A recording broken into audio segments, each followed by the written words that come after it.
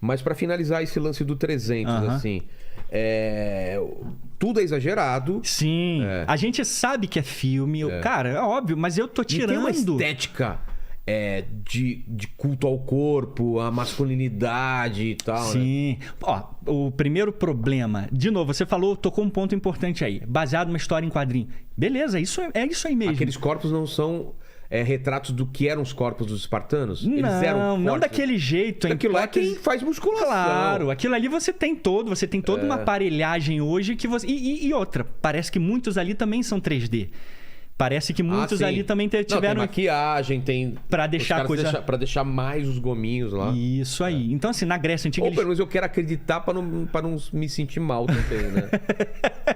Eu acho que pensar nisso, né? Tira um pouquinho da pressão. Da pressão sobre nós, é verdade. Mas então, assim, é baseado numa história em quadrinho. Beleza, claro. Quem gosta do filme... E tem um monte de gente que diz assim, pô, Thiago, eu vi... Pô, cara, maneiraço, eu não sabia disso. Mas mesmo assim, continuo gostando do filme. É isso aí, cara. É esse o ponto. Mas você não gosta do filme por causa do conhecimento que você tinha. Isso. Você não conseguiu se divertir porque te pegou essas... Exatamente, cara. Porque, assim, é uma história. É baseado em uma história real, né? E aí, quando você pega muito uma história real e você dá uma guinada nela de uma forma fantasiosa, é meio estranho pra mim. Você vê até pelo tamanho do Xerxes, que os caras exageram pra criar como se ele fosse um gigante quase, né? Não, um gigante promíscuo, cara. Uma coisa assim, sabe? Meio que com um tipo de prática lá. Não era como os gregos encaravam. Mas era como os gregos encaravam. Não era, cara. Os gregos sabiam quem eram os persas. Eles tinham respeito pelos persas.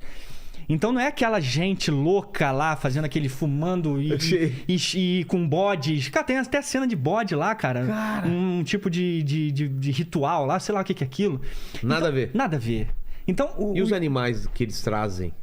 Enormes. Não, também não tem essa referência, assim, de animais, tipo elefantes sendo transportados. Eu não me lembro de ter nada disso em Heródoto. Que doideira. Eles tinham acesso a isso. Pode ser que eles tinham algo tinham trazido de fato, mas eu acho que era um trabalho muito grande para eles trazerem isso também. Mas teria um efeito psicológico absurdo. Tipo, ninguém viu um elefante, de repente aquele monstro vindo pra cima, nem sei se ele ficaria assustado, também fugiria, né? Mas você vê, por exemplo, a logística que era trazer um bicho desses com aqueles navios que eram da época, né? Navios totalmente toscos, fracos, né? Que não tinha resistência. Então, assim, o filme ele é baseado em uma história. E querendo ou não, alguns minimizam muito o poder dos filmes, cara. Cara, os filmes, eles moldam a mente das pessoas mesmo. Claro.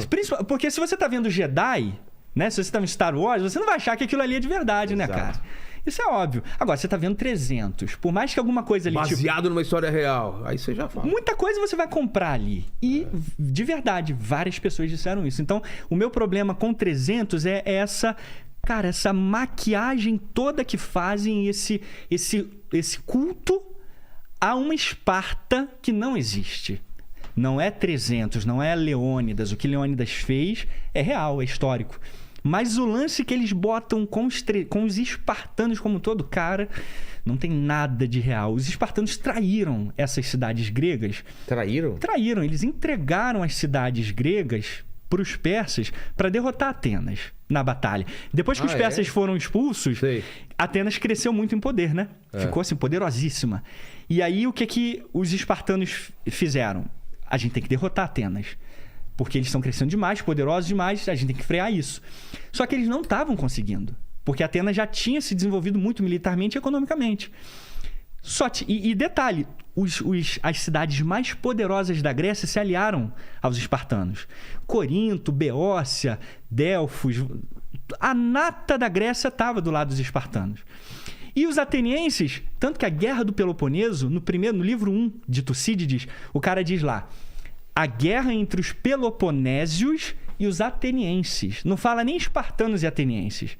Por quê? Foram os espartanos junto com toda a Liga do Peloponeso contra os atenienses. Tinha várias cidadezinhas ali, várias ilhazinhas com Atenas? Sim, mas era tudo tributário. Era só na grana. Só pagava Atenas. Os espartanos, então, foram contra o próprio povo? Aí, para ganhar Atenas, conseguir vencer essa guerra, eles foram à Pérsia e se aliaram com os persas. E os persas só pediram uma coisa. Até que... Espartanos, entrega toda essa região da Ásia Menor na nossa mão. Tudo isso aqui pertencerá ao rei e a gente ajuda vocês. A gente fornece navios, a gente fornece ouro. O plano deles era expansionista de Esparta também? Não, ou não? O plano de Esparta era só frear Atenas, porque Atenas estava crescendo demais. Então, tipo Mas assim... como isso podia ser uma ameaça para eles? Porque Atenas expandindo, eles sabiam que eles poderiam ser vítimas de certa forma. Porque as cidades-estados gregas, vira e mexe, tinham conflitos. Tinha conflitos entre eles. Então você nunca queria uma... E outra, Atenas já estava dominando todo o mar e o mercado marítimo. Todo tipo de comércio passava por Atenas. Então Corinto, que era uma cidade extremamente mercantil também, muito poderosa no mar, estava sofrendo os efeitos. Espartanos, a gente precisa dar um jeito aí, cara. A gente tem que dar um jeito aqui. E Esparta não queria entrar nessa briga.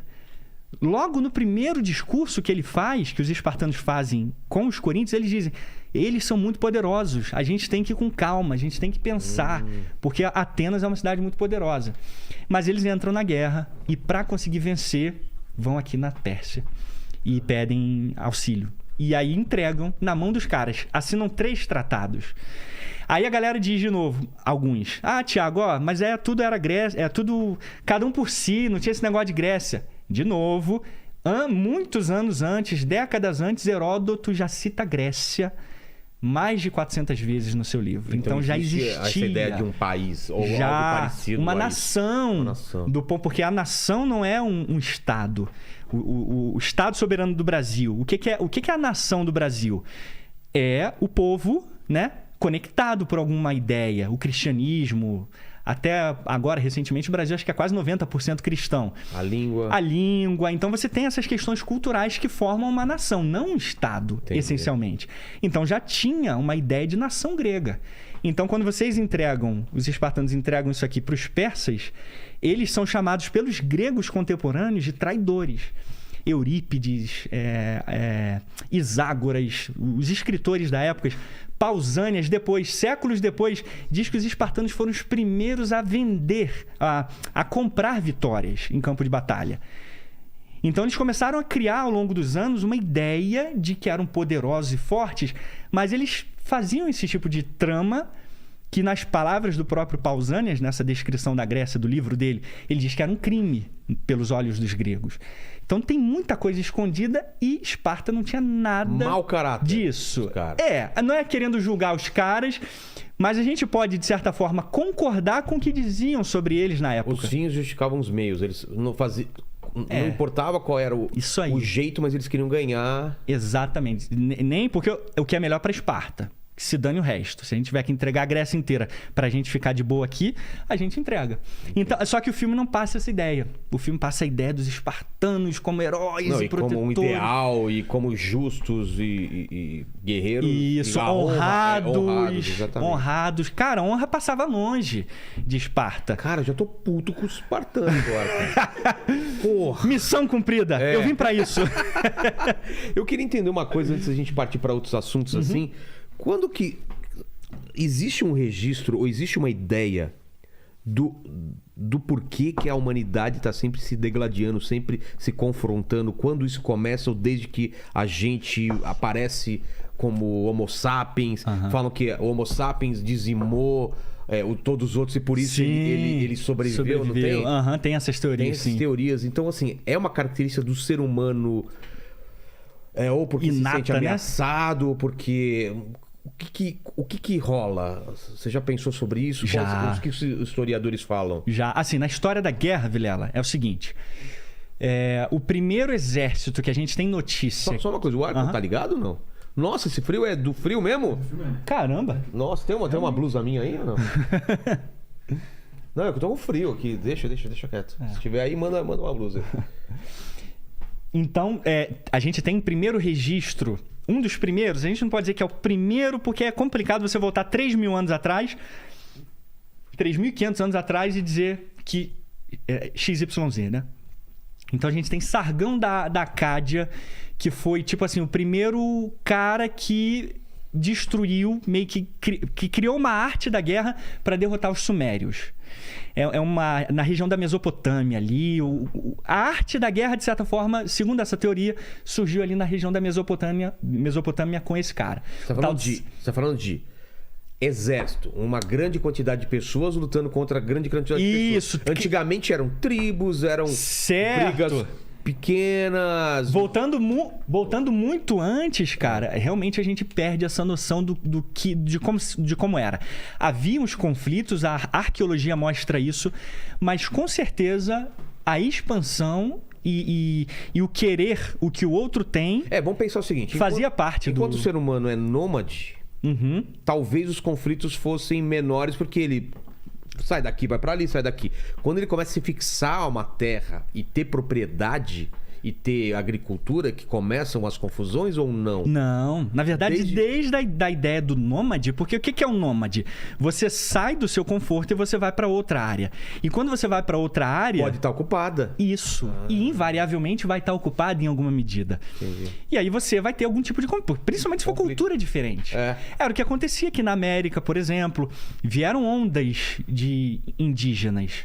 Veio uma onda, depois veio, nos últimos milênios aí, veio uma segunda onda, depois veio uma terceira onda. Falando de astecas, maias, incas... cara,